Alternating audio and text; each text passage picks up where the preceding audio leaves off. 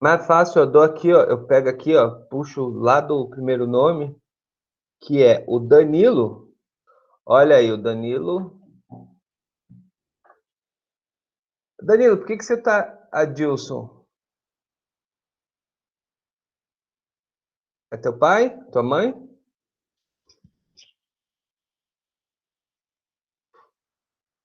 Vitória, Aina, Isabela. Bom, Bom dia, professor. bom dia, tudo bom? Tudo e com você? Bem, estamos bem, estamos bem. Todo mundo botou nome? Então, beleza, galera.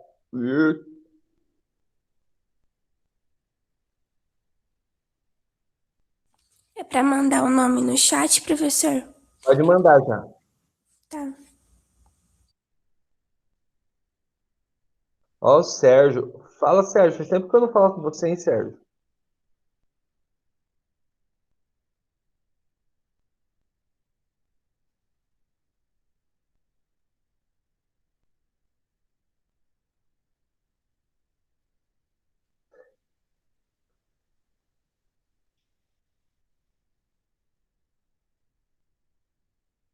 Beleza?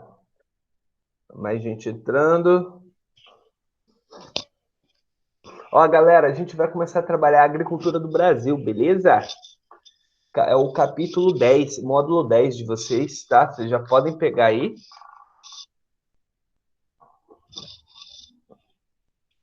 Ah, é? Cada aula ele tá com um codinome diferente.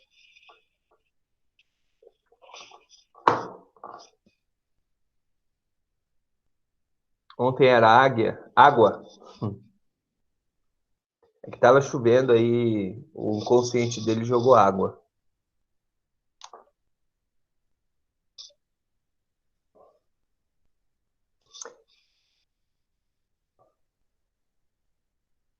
Beleza, galerinha?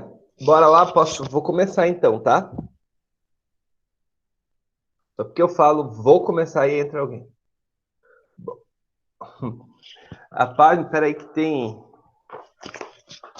uma pilhinha de livro aqui, ó. E aí eu tô meio. Deixa. Peraí. Página 719. Cadê minha caneta? Caiu a caneta. Cadê? Olivia, cadê a caneta, Olivia? Você viu? Você não comeu, não, né? Ainda não comi.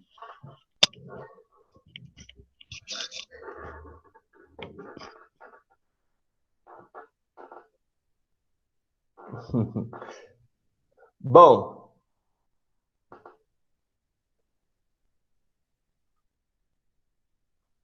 vou colocar. No... Ó, galerinha, bora lá então. Página 719, tá? Da apostila dos senhores. É a partir daqui que nós começamos.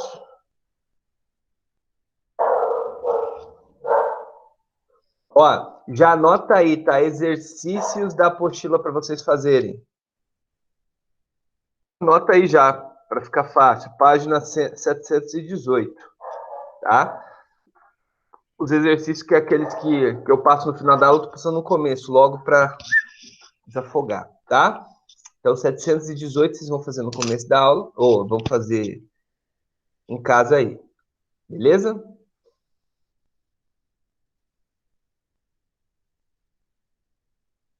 Bom, então, vamos lá. Ok. Gente, hoje... Fala, quem quebra o microfone? Ninguém? Bom, a gente vai começar a trabalhar sistemas agropecuários do Brasil, tá? E essa primeira aula é caracterização do espaço agrário brasileiro, tá? É uma caracterização do espaço agrário brasileiro, onde eu vou destacar para vocês quais são os principais sistemas no Brasil, tá? E os principais tipos de produção que a gente exerce aqui, tá? Aí nas próximas aulas a gente vai abordar a estrutura fundiária, violência no campo, enfim, né? Que são os problemas ligados ao campo brasileiro. É que o negócio é um pouquinho mais tenso, tá? Hoje é mais caracterização, beleza? Então, vamos lá. Para começar, gente, vamos lembrar de processos históricos, né? O campo brasileiro, desde o começo da colonização, ele sempre foi o principal ator econômico, o principal palco, né, da economia do Brasil, né? Vamos lembrar que no século XVI e XVII, nós tínhamos a cana-de-açúcar como principal produto econômico do Brasil, né? Foram 2 séculos de ciclo de cana. Aí no século XVIII dá uma mudadinha para o ouro, mas paralelo à produção do ouro no Sudeste, nós tínhamos algodão, né, no Nordeste e tal, tínhamos pecuária extensiva para abastecer mercado interno, tá? E tínhamos também várias outras ilhas de produção no Brasil, né? Além da cana que já também tinha no litoral nordestino, tá? Tinha os processos ali de interiorização do país, comecinho da interiorização, que era para a produção agrícola, beleza? Aí vem o século XIX, que o principal fator econômico passa a ser o quê? Café, né? Então, desses 4 séculos, né, 16, 17, 18 e 19, 3 foram agroexportadores, tá? Que foram 2 de cana e 1 de café, beleza? Então, desses 3 agroexportadores, a gente teve outros ciclos econômicos que foram importantes, porém, agrícolas, mas que foram em menor dimensão, né? Então, isso é um fator interessante de ser lembrado, beleza? Quando chega o século XX, lá no período Vargas, década de 30, a indústria passa a ser a menina dos olhos. E aí, dos anos 30 para cá, o Brasil acelera a industrialização num ritmo super interessante, né? Bem rápido, e o processo agrícola, ele vai se modernizando e tal, e vai mudando as características. Beleza? Então, isso é muito importante de lembrar quando a gente fala do processo histórico de ocupação do Brasil. Beleza? Então, vamos começar a partir daí. E aí, como se configura o campo hoje? Bom, o campo hoje, no Brasil, olha aqui alguns dados importantes. Ele emprega mais ou menos 20% da PEA. Quem lembra o que é PEA? Vocês lembram? PEA é a população economicamente ativa do país, né? Na verdade, a PEA é a população entre 15, tá, e 65 anos que está trabalhando ou procurando emprego no último ano, beleza? Vocês, por exemplo, são inativos, né? Então, se você está trabalhando ou procurando emprego no último ano, nos últimos meses, eu acho que com essa pandemia, esse dado aí de quanto tempo procurando emprego varia, tá? Tem indicadores que usam no último mês apenas, né? Então, isso configura a PEA do Brasil. Então, cerca de 20% da nossa PEA trabalha no campo, tá? Na verdade, trabalha com agropecuária. E se você for parar para pensar, isso é um valor alto, tá? Comparado a países como Estados Unidos ou na Europa. Então, o campo ele é importante para empregar gente, tá? Bom, a agropecuária gera uma série de empregos, né, no setor de serviços. Presta atenção, o setor de serviços é o setor terciário, né? Por exemplo, é o cara que é a empresa que vende ração, né, insumos, é o veterinário, o agrônomo, né? Então, esses trabalhadores, né, e trabalhadoras são prestadores de serviços urbanos que atendem a economia agropecuária.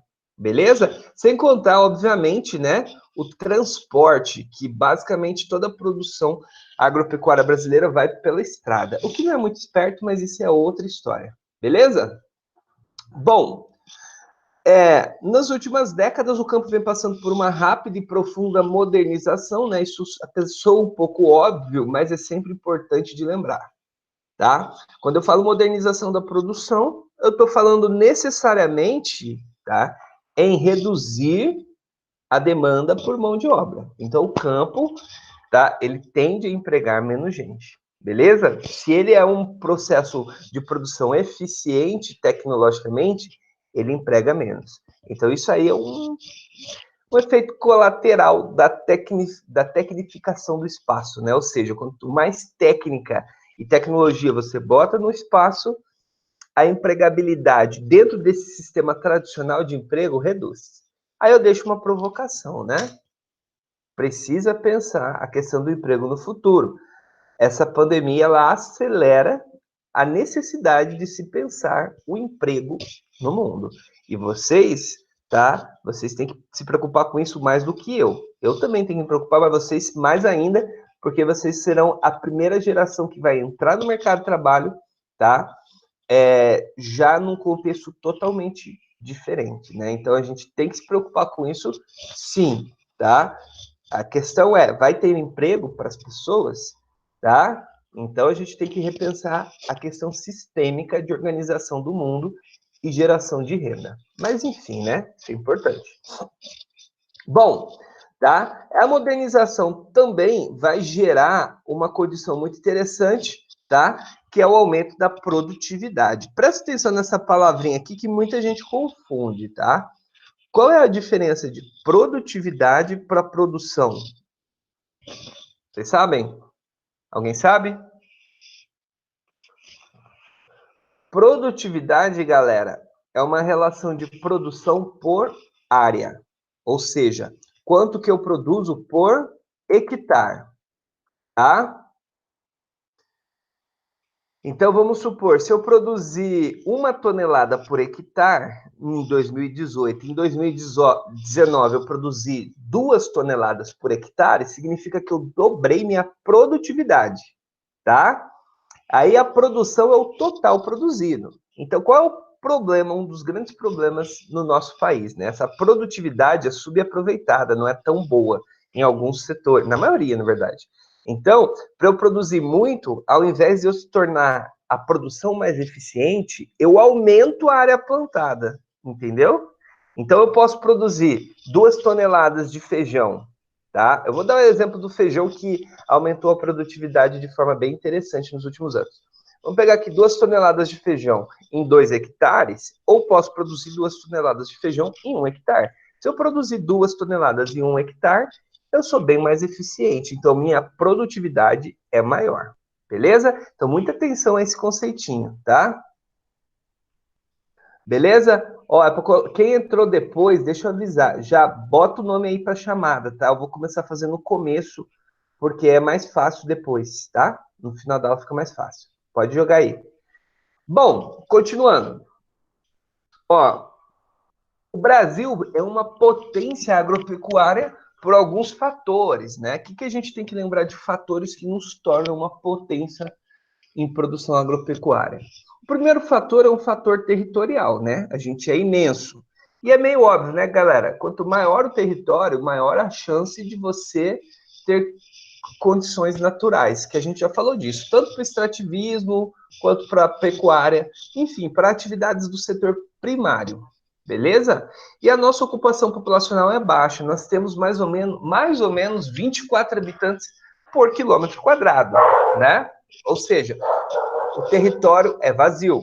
E ainda, para ajudar, a disponibilidade, a distribuição da população é irregular, né? Se concentra muito em alguns lugares e outros lugares são mais vazios, o que facilita, relativamente facilita, né? Ter áreas para produção agrícola. Outra coisa também é que aqui tem 211 milhões de pessoas esse ano, aproximadamente, o que gera um imenso mercado consumidor, né? Então, nós somos um consumidor de produtos do campo enorme, né? Nós comemos muito, tá? Nosso clima é variado, beleza? Muitas áreas de relevo atlainados. Presta atenção nesse detalhe aqui, ó, que às vezes cai em questão e aí tem gente que dá uma patinada, tá? Gente, como que eu vou pegar um trator gigante, tá? Aquelas colheitadeira ou plantadeira gigante e meter numa montanha?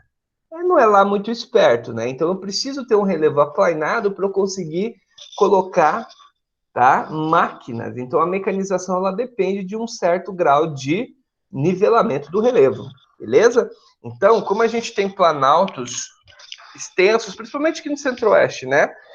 Tá? Isso facilita bastante a mecanização do campo, beleza? E quando a gente tem uma agricultura moderna, a gente consegue formar mão de obra qualificada no país, tá? Isso aqui é legal de lembrar, eu gosto sempre de lembrar. Nós formamos bastante mão de obra qualificada no setor, tá? Bastante mesmo, né? Muita mão de obra oriunda de universidade pública, tá? Então, isso é uma coisa bem interessante de ser lembrada. Beleza? Tranquilo aí? Alguma pergunta por enquanto? Não? Certeza? Então, beleza. Peraí, prof. Tô esperando. Ó, lá no sul não tem bastante morro? Ah, boa pergunta. Você tem a parte que são os mares de morro, que daí você não consegue mecanizar muito. E daí, como é morro, é por isso que eles preferem fazer pecuária e não plantar? Também, exatamente. Nessas áreas de morro, o que que é mais fácil? Você meter pasto e botar o boi, não é? Entendeu? Entendi, valeu, prof. De nada. Aí você vai ter, por exemplo, na verdade, você vai ter a produção mecanizada em larga escala ali no interior desses estados, tá? Aí na parte que já não é mais tanta morraria assim, beleza? Agora, quando você vai em Minas Gerais, que a maior parte do território é morro, você não vai ter, tipo, aquelas plantações gigantescas de soja no estado inteiro igual a gente tem aqui, entendeu? Ah, entendi. Obrigada, prof. Bom, olha que interessante aqui alguns produtos e a participação do Brasil, tá? O Brasil, ele é o maior produtor do mundo de café. Isso aqui a gente é maior com tranquilidade, tá? Beleza? Nosso café, ele é muito produzido tanto para exportação quanto para o mercado interno. E é legal porque o café, ele é um reflexo da melhora econômica e da mudança de comportamento da classe média brasileira. Então, por exemplo, no passado se consumia-se no Brasil um café de baixíssima qualidade, né? Isso era terrível, né? Os cafés rincão da vida.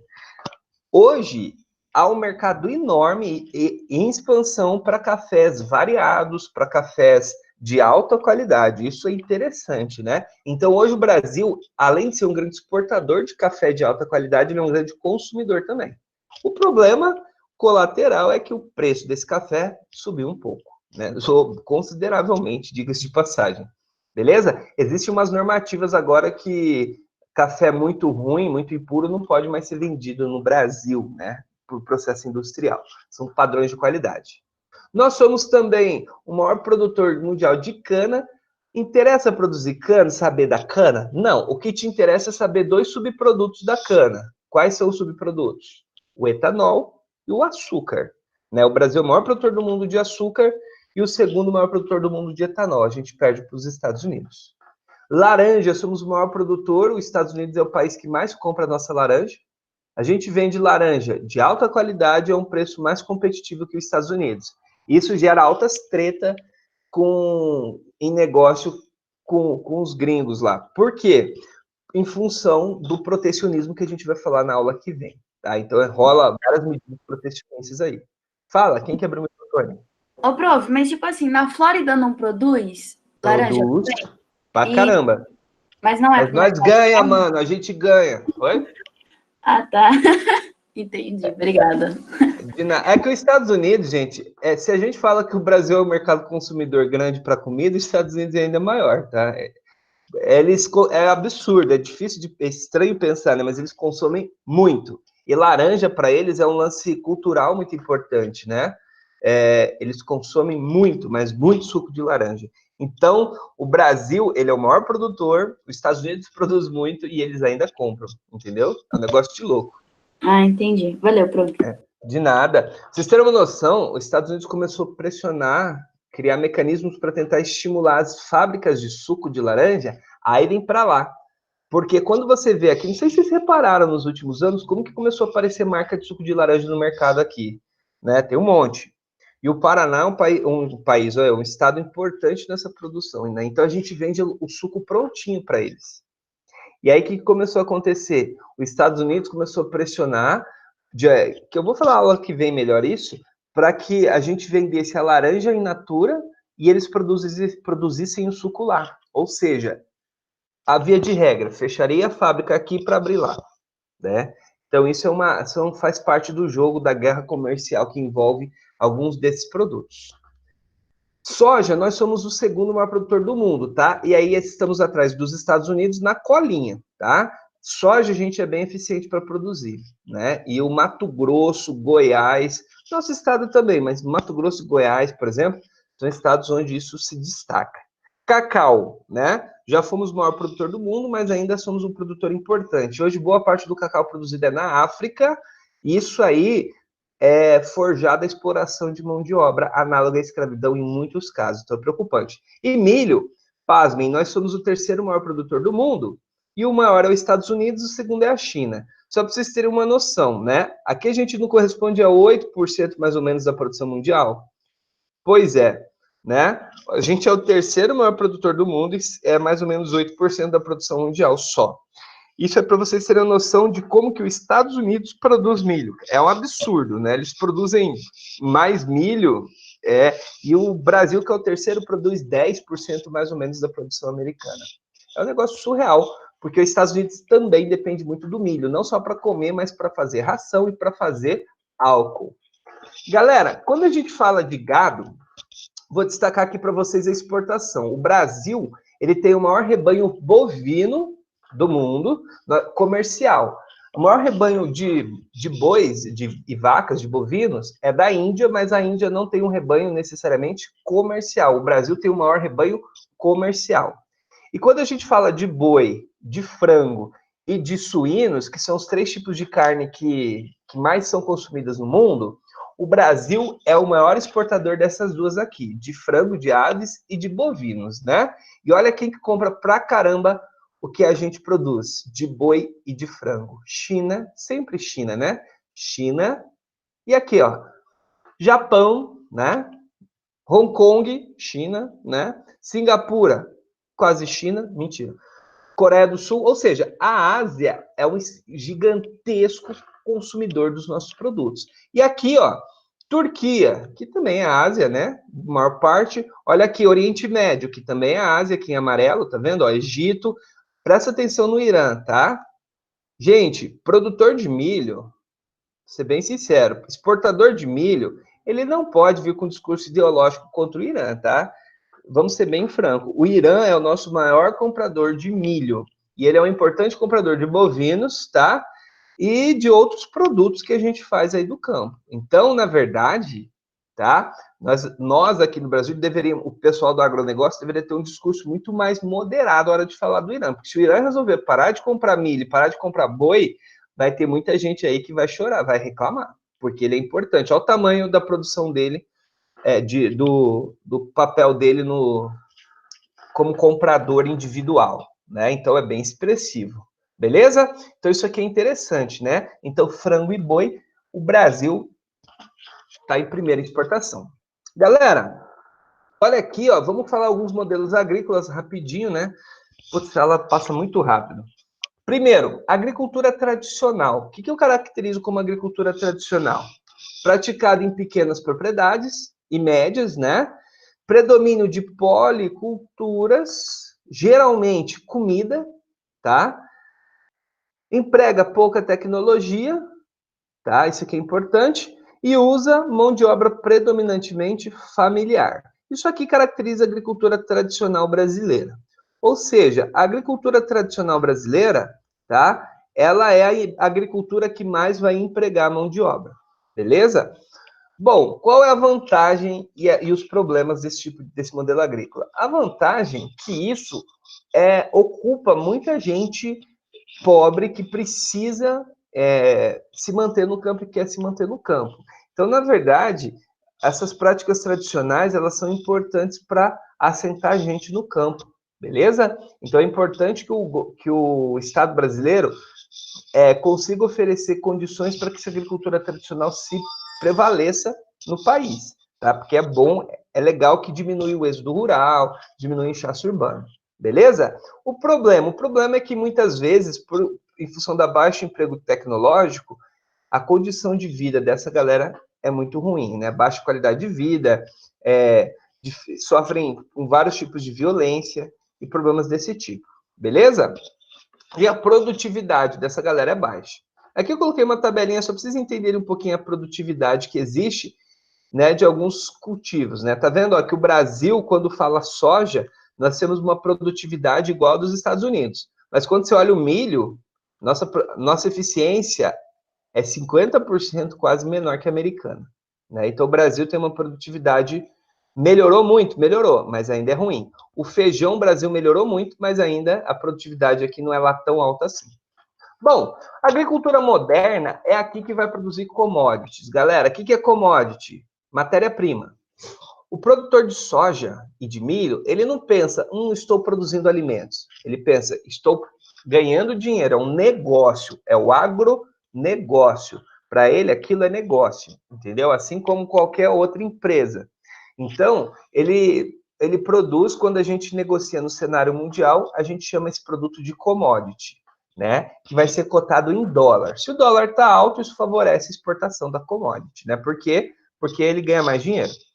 Tá? Aqui vai empregar pouca gente, porque tem muita tecnologia, então é bem mecanizado, né? Aqui são as fazendas industriais, né? Bem modernas. Aqui vai estar diretamente associado ao modelo agroindustrial. Eu gosto sempre de dar o exemplo, por exemplo, da Nestlé.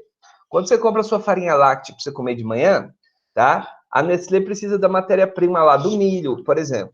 Então, ela tem os produtores dela, que vão atuar para atender a indústria Nestlé. Então, isso a gente tem um processo de produção voltado para a indústria. Por isso que eu chamo isso de agroindústria, tá? Ou complexos agroindustriais. Beleza? E geralmente aqui são praticados em grandes propriedades ou médias, tá? Mas aqui no Brasil geralmente são grandes. Beleza? E o último modelo aqui, ó, vamos para a gente terminar a aula de hoje, agricultura familiar. É aqui, galera, que você tem que entender uma coisa importante. A agricultura familiar, ela pode ser tradicional, tá? Geralmente ela é. E ela é essencial para o Brasil, porque é aqui que produz a comida que a gente come, tá? Não sei se vocês sabiam, mas a maior parte, mais de 70% do que a gente come lá, do produtor da feirinha, do que você compra lá no supermercado, da fruta, do legume, é produzido pela agricultura familiar. Beleza? Então, e eles são os que mais empregam. Daqueles 20% da PEA que está na agricultura, a esmagadora maioria está onde? Na produção familiar. Então, esse tipo de modelo, quando ele é bem implementado, ele garante, tá, mais justiça no campo, ele diminui desigualdades sociais, tá? Isso é bem legal de pensar, diminui muito a desigualdade social e ainda garante que o acesso ao alimento fique facilitado, barateando o custo para alimentação no país, tá? Então, é, sim, previsto na Constituição e uma obrigação do Estado criar mecanismos para expandir, tá, esse perfil de agricultor. Beleza? Então, isso aqui é bem importante de lembrar. Alguma pergunta? Ô, Plácia, você ainda Oi. vai falar da reforma agrária que querem fazer? Ah, mas não nessa aula. Vai ser lá, daqui umas 2 aulas ainda. Tá, e outra coisa. Os Estados Unidos não compram boi nosso? Carne, né? Boi não. Carne, bovina. Na verdade, eles são o principal concorrente nosso, né? Eles produzem muito também, né? Então, aí estavam, tipo, teve uma época que o preço do boi subiu porque estava competindo pelo mercado da China, não era? Então, isso aí eu vou falar melhor na aula que vem, porque envolve comércio global. Mais ou menos isso. Envolve o mercado da China, envolve a Rússia, envolve as medidas de sanções da União Europeia sobre a Rússia, envolve o dólar, entendeu? São vários fatores ali que interferem nessa concepção de preço. Mas sim, os Estados Unidos briga. Aí falar que não compra carne nossa e tal, aí também é força a barra, né? Por exemplo, a gente compra carne americana. Aquela cultura de comer importado, sabe? Já viu no mercado aí esses açougues mais carinhos que tem carne X do boi americano e tal. Não sei. Então, porque aí é aquela coisa de elitização do consumo, né? Então, isso sempre vai ter.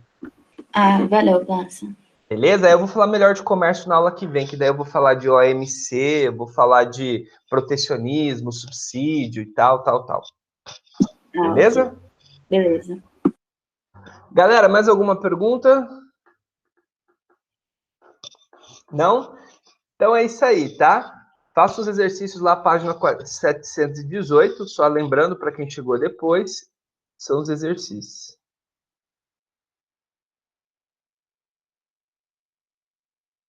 foi, Felipe?